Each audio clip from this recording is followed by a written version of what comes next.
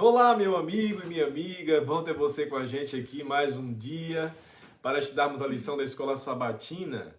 E você já sabe que a cada dia a gente tem agradecido a Deus porque essas temáticas sobre a teologia do sofrimento têm nos encorajado, têm nos dado a força, o ânimo que a gente precisa para enfrentarmos as dificuldades. E hoje o tema também vai nos ajudar a enfrentarmos mais ainda as tribulações, o sofrimento.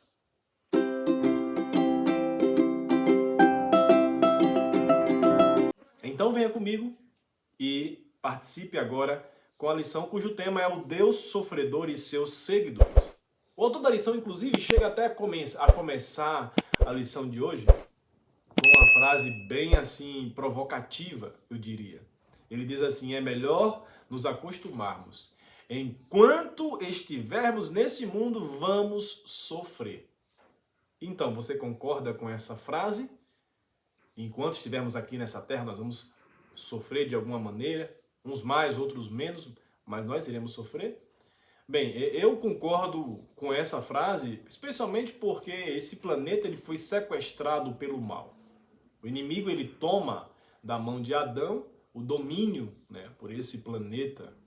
E depois da cruz de Cristo, ali Jesus ele retoma o domínio, agora não é mais de Satanás, mas o domínio agora está na mão de Cristo, do Criador do universo. Mas isso não significa dizer que a gente não venhamos a passar por sofrimentos. Ainda precisamos conviver com a nódula do pecado. Ainda precisamos conviver com essas situações. Na cruz de Cristo, Jesus nos liberta do poder do pecado e do aprisionamento do pecado. Mas só quando ele voltar, que restaurar todas as coisas, é que ele vai nos tirar da presença do pecado. Então, enquanto estivermos aqui nessa terra, até a segunda vinda de Cristo, nós ainda vamos ter que lidar com sofrimento. Essa é uma grande verdade que a gente não tem como mudar. Vamos precisar ainda conviver com esse sofrimento. Por isso que eu concordo com o autor da lição. Mas o tema de hoje vai falar sobre o Deus sofredor e seus seguidores. E o verso é o que eu quero assim utilizar como o verso base para nossa análise, é Atos capítulo 14, versículo 22, que diz as seguintes palavras, 14 e 22, fortalecendo a alma dos discípulos, exortando-os a permanecer firmes na fé, e mostrando que através de muitas tribulações nos importa entrar no reino de Deus. Nossa, aqui nós temos algumas declarações interessantes. Muitas tribulações é o que os filhos de Deus vão passar nessa terra. Mas depois dessas tribulações, nós vamos entrar no reino de Deus. O autor também trouxe Filipenses capítulo 1 e Timóteo também. Esse texto nos fala sobre a graça de padecer, é o que Paulo fala ali. A graça de padecermos por amor de Cristo, e também ele menciona que quem quer viver piedosamente em Cristo, o que acontece? São perseguidos.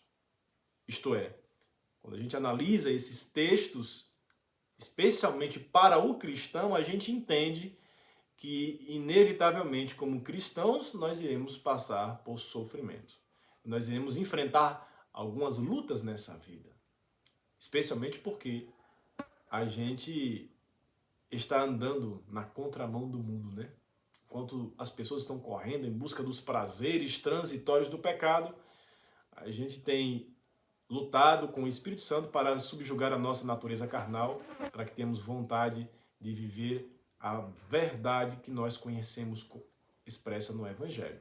Então, naturalmente, nós vamos enfrentar oposições, nós vamos enfrentar provações, tentações e muitas dificuldades enquanto estivermos aqui nessa terra. Mas o resultado de tudo isso é lindo, é maravilhoso. E eu queria até mencionar essa citação da lição, porque ela nos fala algo muito profundo sobre o sofrimento dos servos de Deus e que a gente precisa ter forças para enfrentar esses sofrimentos. Olha o que o texto diz. Sejam quais forem os nossos sofrimentos, temos a promessa da vida eterna. Graças a Jesus e graça à sua disposição de suportar o castigo pelos nossos pecados.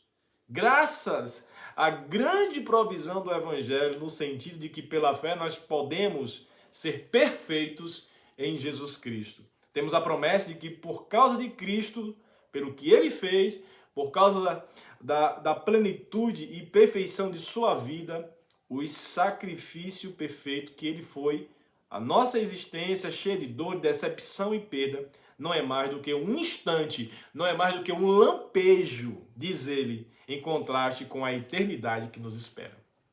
Nossa, e eu acho que essa citação, ela nos ajuda e muito quando a gente está enfrentando alguma dificuldade. Por quê? Porque ela fala de que tudo isso que nós estamos passando não passa de um lampejo, não passa de um flash, não passa de algo muito pequeno em relação à glória que nos aguarda, à glória que nos espera.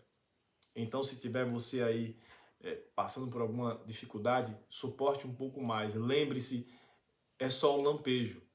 Talvez você possa dizer assim, mas você está dizendo isso porque não é você que está passando pelo que eu estou passando. Você está dizendo isso porque não é você que está enfrentando a enfermidade, não está enfrentando a dor da saudade de perder um ente querido.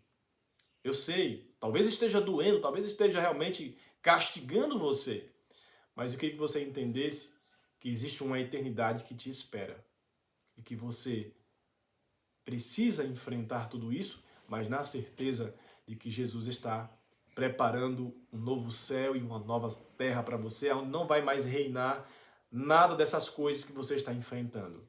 Por isso, meu querido amigo, minha querida irmã, se apegue à promessa da vida eterna. Apegue-se a Cristo Jesus nesse dia, para que você tenha a vitória sobre as provações e as dificuldades. Que Deus te abençoe e que você tenha uma ótima quinta-feira. Assim, nós encerramos essa lição aqui. Voltamos amanhã, se o bom Deus nos permitir. Forte abraço.